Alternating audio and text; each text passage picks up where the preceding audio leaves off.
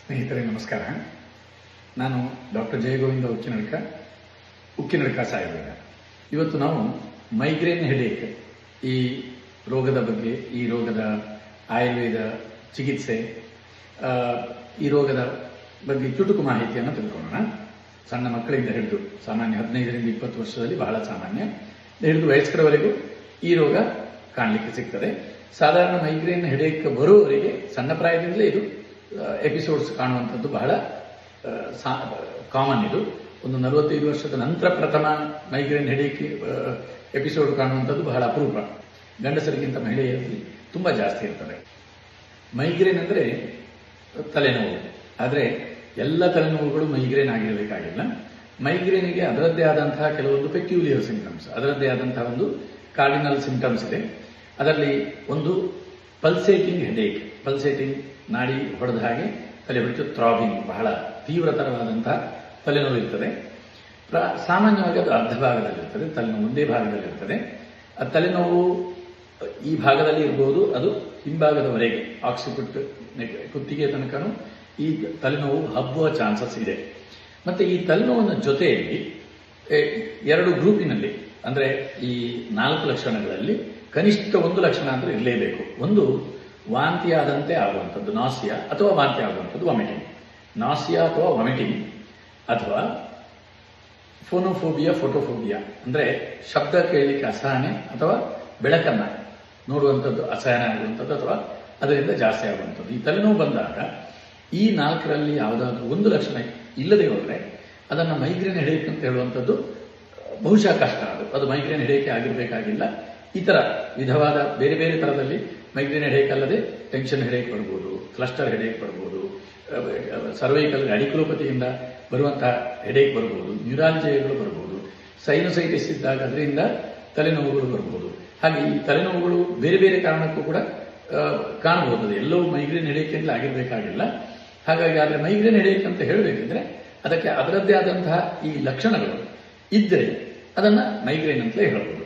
ಸಾಮಾನ್ಯ ಈ ಮೈಗ್ರೇನ್ ಹೆಡೇಕ್ಗಳು ಬಹಳ ಜೆನೆಟಿಕ್ ಕಾಸ್ ಅದಕ್ಕೆ ಜಾಸ್ತಿ. ಒಂದು ಕುಟುಂಬದ ಹಲವು ಸದಸ್ಯರುಗಳಲ್ಲಿ, ಒಂದೇ ಕುಟುಂಬದ ಹಲವು ಸದಸ್ಯರುಗಳಲ್ಲಿ ಈ ಮೈಗ್ರೇನ್ ಹೆಡೇಕ್ ಕಾಣಸಿಗ್ತದೆ. ಮತ್ತೆ ಈ ಮೈಗ್ರೇನ್ ಹೆಡೇಕ್ಗಳಿಗೆ ಟ್ರಿಗರಿಂಗ್ ಫ್ಯಾಕ್ಟರ್ಸ್ ಅಂತ ಹೇಳಿದ್ರೆ, ಬಿಸಿಲಿಗೆ ಹೋದಾಗ ಜಾಸ್ತಿ ಆಗ್ತದೆ ಅಂತ ಹೇಳ್ತಾರೆ, ಚಾಕ್ಲೇಟ್ ತಿಂದರೆ ಜಾಸ್ತಿ ಆಗ್ತದೆ, ಕೆಲವೊಂದು ಗರಂ ಮಸಾಲೆಯುಕ್ತ ಆಹಾರಗಳಿರ್ಬೋದು, ಕೆಲವೊಂದು ಜಂಕ್ ಫುಡ್ಸ್ಗಳನ್ನು ತಿಂದಾಗ ಜಾಸ್ತಿ ಆಗುವಂಥದ್ದು, ಪ್ರಯಾಣವನ್ನು ಜಾಸ್ತಿ ಮಾಡಿದಾಗ, ದೂರ ಪ್ರಯಾಣಗಳು ಮಾಡಿದಾಗ, ಫಂಕ್ಷನ್ಗಳು ಬಹಳ ಶಬ್ದ ಇರುವಂತಹ ಜಾಗಗಳಿಗೆಲ್ಲ ಹೋದಾಗ, ಫಂಕ್ಷನ್ಗಳಿಗೆಲ್ಲ ಅಟೆಂಡ್ ಆದಾಗ, ಫಂಕ್ಷನ್ನ ಆಹಾರವನ್ನು ಭೂರಿ ಭೋಜನ ಮಾಡಿದಾಗ, ಹಾಗೆ ಹಸಿವೆಯನ್ನು ತಡೆದಾಗ, ಅತಿಯಾದ ಹೆಚ್ಚು ಆಹಾರವನ್ನು ತಗೊಂಡಾಗ, ನಿದ್ದೆ ಇಲ್ಲದೆ ಆದಾಗ, ಅತಿ ಹೆಚ್ಚು ನಿದ್ದೆ ಮಾಡಿದಾಗ, ಸ್ಟ್ರೆಸ್ ಅನ್ನು ತಗೊಂಡಾಗ, ಕೆಲವೊಂದು ಸ್ಟ್ರಾಂಗ್ ಓಡರ್ಗಳು, ಸ್ಟ್ರಾಂಗ್ ಸ್ಮೆಲ್ಗಳು, ಅದನ್ನ ಪೆಕ್ಯುಲಿಯರ್ ಸ್ಮೆಲ್ಗಳನ್ನು ತಗೊಂಡಾಗ ಈ ತಲೆನೋವು ಇನಿಷಿಯೇಟ್ ಆಗುವುದು. ಅಷ್ಟೇ ಅಲ್ಲ, ಇದ್ದ ತಲೆನೋವು ಬಹಳ ತೀವ್ರತರವಾದಂತಹ ತಲೆನೋವಾಗಿ ಮಾರ್ಪಾಡಾಗುವುದು. ಈ ತಲೆನೋವು ಪ್ರಾರಂಭವಾಗಿ ಸಾಧಾರಣ 2ರಿಂದ 4 ಗಂಟೆಯಲ್ಲಿ ತೀವ್ರ ಆಗ್ತಾ ಹೋಗ್ತದೆ. 4ರಿಂದ 72 ಗಂಟೆವರೆಗೂ ಇದು ಉಳ್ಕೊಳ್ಬಹುದು. ಕೆಲವರಿಗೆ ಒಂದು ನಿದ್ದೆ ಮಾಡಿರುವಾಗ ಸರಿಯಾದರೆ, ಕೆಲವರಿಗೆ 2-3 ದಿವಸದವರೆಗೆ ಈ ತಲೆನೋವು ಮುಂದೆ ಹೋಗಬಹುದು. ಹಾಗೆ ಈ ತಲೆನೋವಿನ ಇದು ಸಾಮಾನ್ಯ ಪೆಕ್ಯುಲಿಯರ್ ಲಕ್ಷಣಗಳು. ಹಾಗೆ ಈ ಮೈಗ್ರೇನ್ ತಲೆನೋವು ಇದ್ದಾಗ ಕೇವಲ ತಲೆನೋವು ಅಲ್ಲದೆ ಕೆಲವರಿಗೆ ತಲೆನೋವಿನ ಜೊತೆಯಲ್ಲಿ ಕೈ ಕಾಲು ಬಲ ಇಲ್ಲದಂತೆ ಆಗುವಂಥದ್ದು, ಹೆಮಿಪ್ಲಿಜಿಕ್ ಮೈಗ್ರೇನ್ ಅಂತ ಹೇಳ್ತಾರೆ.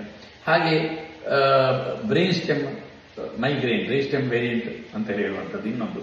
ಅದು ತಲೆನೋವಿನ ಜೊತೆಯಲ್ಲಿ ತಲೆ ತಿರುಗುವಂಥದ್ದು, ತಲೆ ಸುತ್ತುವಂಥದ್ದು ಅಥವಾ ಇಂಬ್ಯಾಲೆನ್ಸ್, ಮಾಲಿದ ಹಾಗೆ ಆಗುವಂಥದ್ದು, ಒಂದು ಭಾಗದಲ್ಲಿ ಶರೀರದಲ್ಲಿ ಸ್ವಲ್ಪ ಬಲ ಕಡಿಮೆ ಆದ ಹಾಗೆ, ಅಥವಾ ಒಂದು ಭಾಗದಲ್ಲಿ ಮಾತ್ರ ಸ್ವಲ್ಪ ಸ್ಪರ್ಶ ಜ್ಞಾನದಲ್ಲಿ ಟಿಂಗ್ಲಿಂಗ್ ಇರಬಹುದು, ಸ್ವಲ್ಪ ಇರುವೆ ಬಂದಂಗೆ ಆಗುವಂಥದ್ದು. ಈ ರೀತಿಯ ಲಕ್ಷಣದ ಜೊತೆಯಲ್ಲಿ ಬರುವಂತಹ ತಲೆನೋವು, ಇದನ್ನ ಮೈಗ್ರೇನ್ನ ವಿಧಗಳಲ್ಲಿ.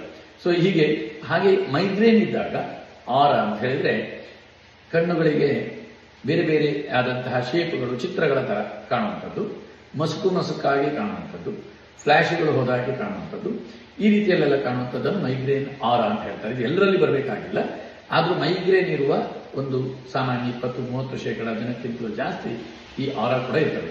ಮತ್ತೆ ಮೈಗ್ರೇನ್ ಹೆಚ್ಚಿನವರಲ್ಲಿ ಒಂದು ಸೈಡಲ್ಲಿ ಇರ್ತದೆ, ಎಡ ಅಥವಾ ಬಲದಲ್ಲಿ. ಆದರೆ ಎರಡೂ ಬದಿಯಲ್ಲಿ ಬರಬಾರದು ಅಂತ ಇಲ್ಲ, ಬರ್ಬೋದು ಕೆಲವೊಮ್ಮೆ. ಹಾಗಾಗಿ ಮೈಗ್ರೇನ್ ಹೆಡೇಕಿನ ಇತರ ಹೆಡೇಕಿನಿಂದ ಅದನ್ನ ಬೇರ್ಪಡಿಸುವಂಥದ್ದು ಹಾಗೂ ಆ ಮೈಗ್ರೇನ್ ಹೆಡೇಕನ್ನು ಗುರುತಿಸಿ ಅದಕ್ಕೆ ಸೂಕ್ತ ಚಿಕಿತ್ಸೆ ಪಡೆಯುವಂಥದ್ದು ಬಹಳ ಮುಖ್ಯ ಆಗಿದೆ. ಮತ್ತೆ ಈ ತಲೆನೋವು ಸಾಮಾನ್ಯ ಸಣ್ಣ ಪ್ರಾಯದಲ್ಲಿ ಅಡೋಲೆಸೆನ್ಸ್ ಅಲ್ಲಿ ಬರಲೇ ಇಲ್ಲ. ಸಡನ್ 45 ವರ್ಷದ ನಂತರವೇ ಒಬ್ಬರಿಗೆ ತಲೆನೋವು ಬಂದು ತೀವ್ರತರವಾದಂತಹ ತಲೆನೋವು ಬಂದಿದೆ ಅಂದ್ರೆ ಅದನ್ನು ಮೈಗ್ರೇನ್ ಅಂತ ಯೋಚನೆ ಮಾಡಬಾರದು. ಒಂದು ಸಮಯ ಅದು ಮೈಗ್ರೇನ್ ತರ ಕಂಡ್ರೂ ಕೂಡ ಅದಕ್ಕೆ ಕೂಲಂಕುಷವಾದ ಪರೀಕ್ಷೆಗಳನ್ನು ನಡೆಸಬೇಕು.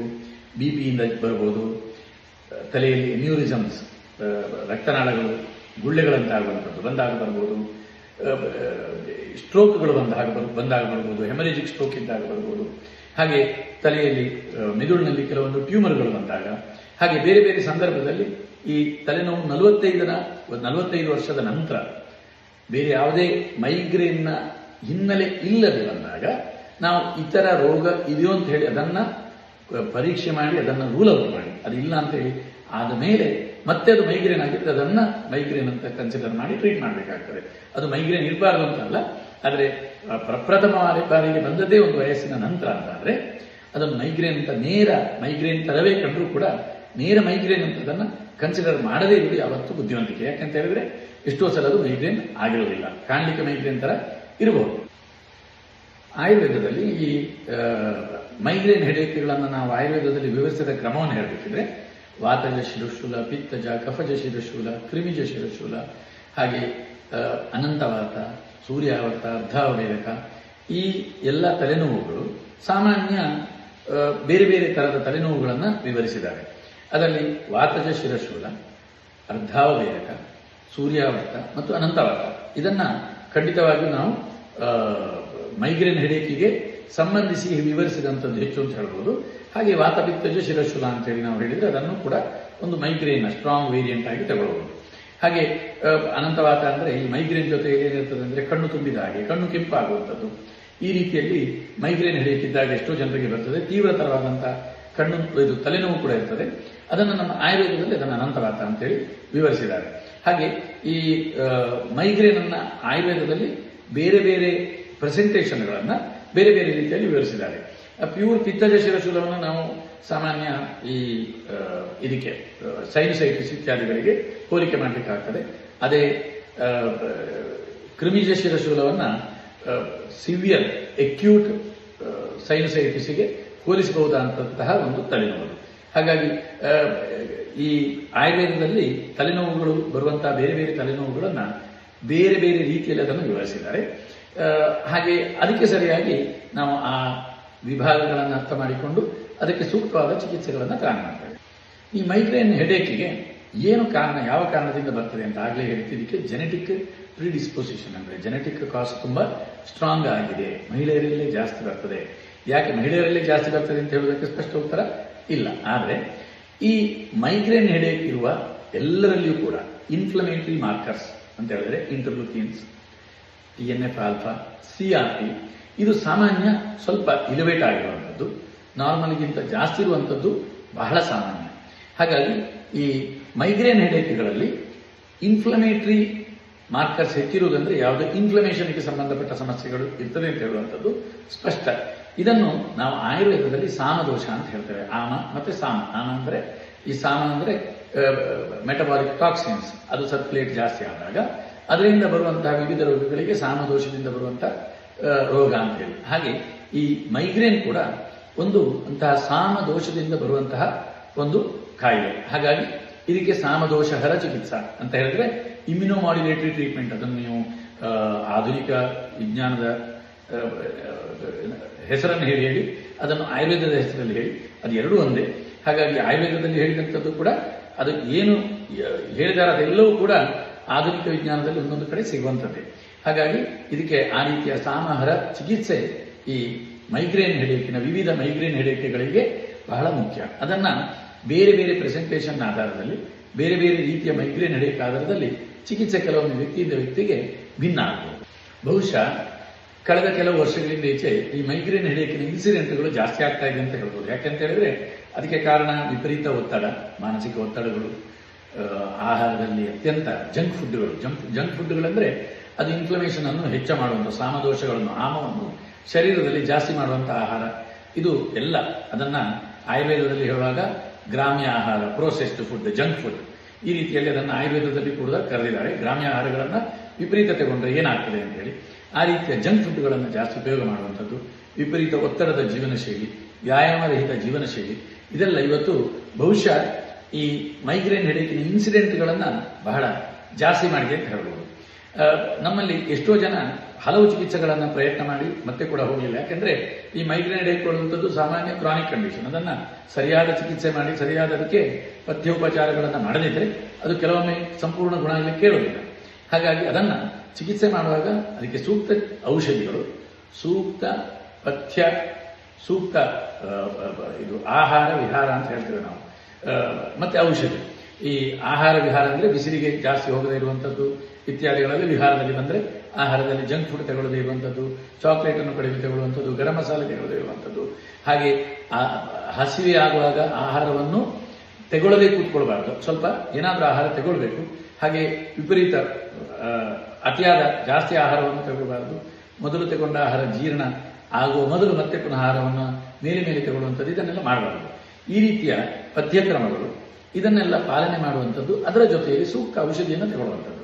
ಎಷ್ಟು ಸಮಯ ಅಂತ ಹೇಳಿದ್ರೆ 1.5 ತಿಂಗಳು, 3 ತಿಂಗಳು, 6 ತಿಂಗಳು, 9 ತಿಂಗಳು, 1.5 ವರ್ಷ, ಈ ರೀತಿಯಲ್ಲಿ. ಈಗ ಸಾಮಾನ್ಯ 70% ರೋಗಿಗಳಿಗೆ 1.5 3 ತಿಂಗಳ ಔಷಧಿಯಲ್ಲೇ ಈ ಮೈಗ್ರೇನ್ ಹೆಡೇಕಿನ ಎಪಿಸೋಡ್ಸ್ಗಳು ನಿಂತು ಹೋಗ್ತವೆ. ಹಾಗೆ ಒಂದು 10-15% ಜನರಿಗೆ 6 ರಿಂದ 9 ತಿಂಗಳು ಬೇಕಾಗಬಹುದು.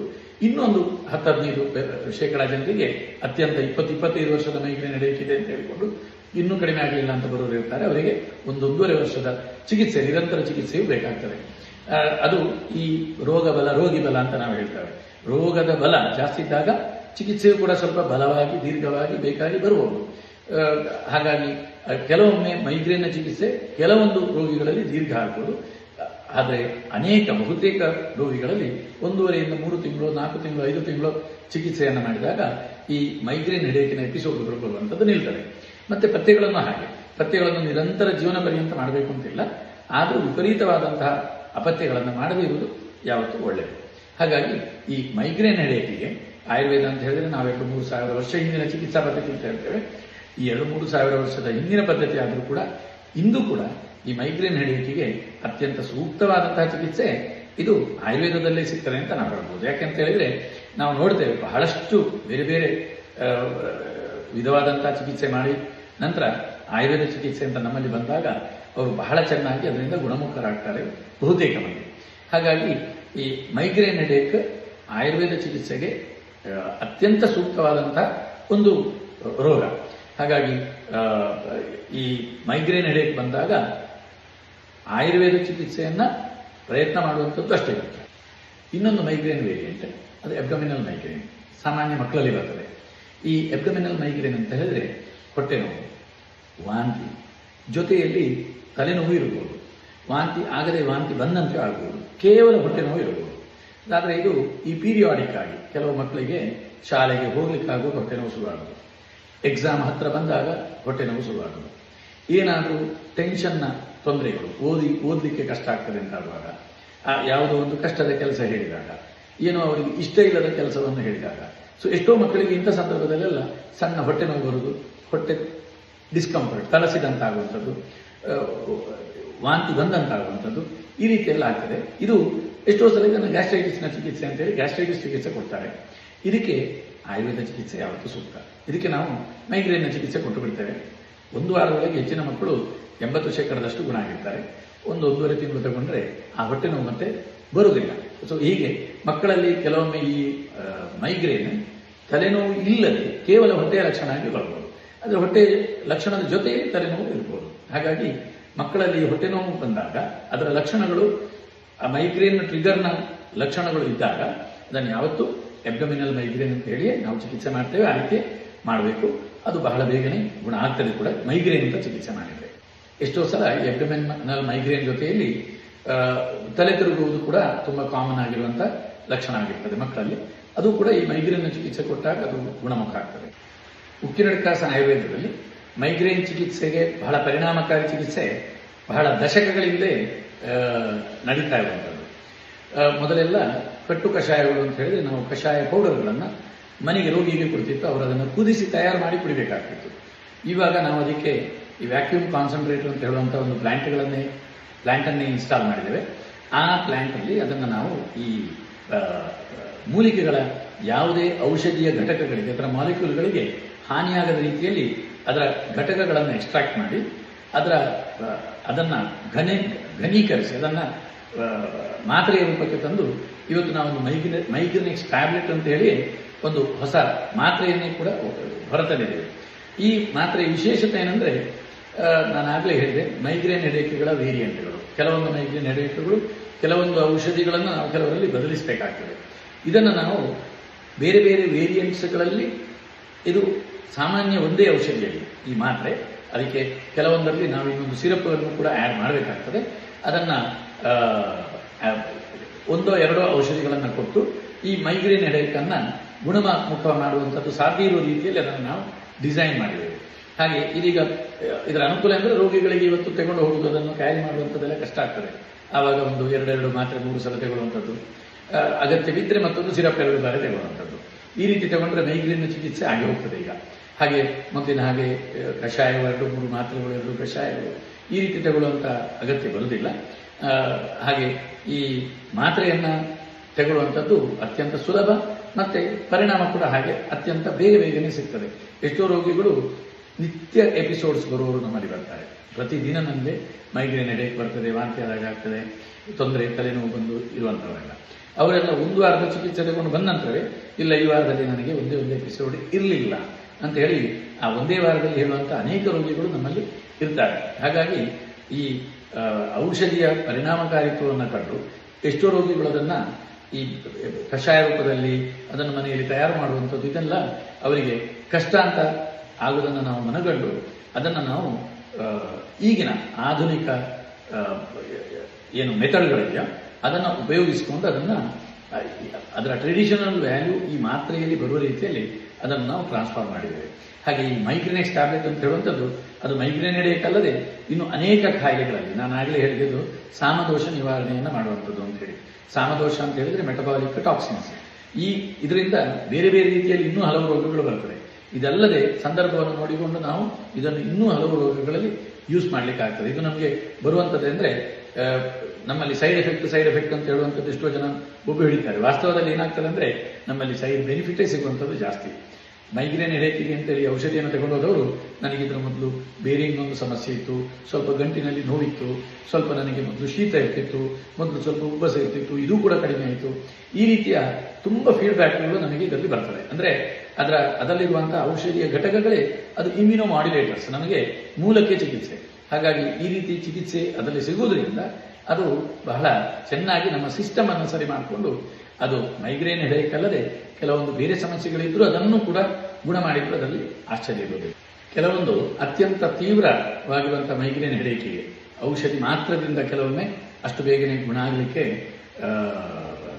ಒಪ್ಪದೇ ಇರುವಂಥ, ಅಂದರೆ ಕೆಲವೊಂದು ಅಡಮೆಂಟ್ ಬಹಳ ಸ್ಟ್ರಾಂಗ್ ಆಗಿರುವಂಥ ಮೈಗ್ರೇನ್ ಹೆಡೇಕ್ಗಳಿಗೆ ಕೆಲವೊಮ್ಮೆ ಪಂಚಕರ್ಮ ಚಿಕಿತ್ಸೆಗಳು ಬೇಕಾಗಬಹುದು, ಕ್ಲೆನ್ಸಿಂಗ್ ಟ್ರೀಟ್ಮೆಂಟ್ಗಳು, ಶೋಧನ ಚಿಕಿತ್ಸೆಗಳು, ಹಾಗೆ ನಸ್ಯಕರ್ಮಗಳು, ದಾರ ತಲೆಗೆ ಕೊಡುವಂತಹ ದಾರಗಳು, ಶಿರೋಲೇಪಗಳು, ಕೆಲವೊಂದು ಇಂತಹ ಚಿಕಿತ್ಸೆಗಳನ್ನು ನಾವಿಲ್ಲಿ ನಮ್ಮ ಆಸ್ಪತ್ರೆಯಲ್ಲಿ ಅಡ್ಮಿಟ್ ಮಾಡಿ ಅವರಿಗೆ ಪಂಚಕರ್ಮ ಚಿಕಿತ್ಸೆಗಳನ್ನು ಕೊಡುವ ಮೂಲಕ ಕೂಡ ಕೆಲವೊಂದು ತೀವ್ರತರವಾದಂತಹ, ಬಹಳ ತೀವ್ರತರವಾದಂತಹ ಮೈಗ್ರೇನ್ ಹೆಡೇಕ್ಗಳಿಗೆ ಇನ್ಪೇಷಂಟ್ ಟ್ರೀಟ್ಮೆಂಟ್ ಅನ್ನು ಕೂಡ ಕೊಡ್ತೇವೆ. ಆದರೆ ಮೈಗ್ರೇನ್ ಹೆಡೇಕಿಗೆ ಅಡ್ಮಿಟ್ ಆಗುವಂತಹ ಅಗತ್ಯ ಬರುವಂತಹ ರೋಗಿಗಳು ಬಹಳ ವಿರಳ. ಔಷಧಿಯಲ್ಲೇ ಬಹುತೇಕ ರೋಗಿಗಳು ಗುಣವನ್ನು ಹೊಂದುತ್ತಾರೆ.